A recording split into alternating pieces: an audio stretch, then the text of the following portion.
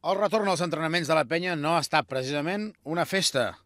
Les dues humiliants derrotes a Múrcia i contra el Barça, que han servit per establir rècords negatius, han obligat a una reflexió als verdinegres.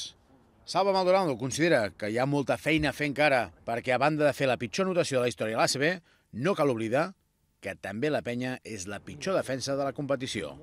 A l'aspecte, repeteixo, d'atac, si cadascú fa el que se li preveu i el que pot fer, no estic massa o molt preocupat, però sí que hem de trobar una mica d'equilibri. Però sabem que últimament en defensa érem el pitjor equip de la Lliga, amb la qual cosa tenim molts fronts oberts i tenim de treballar molta feina a fer encara.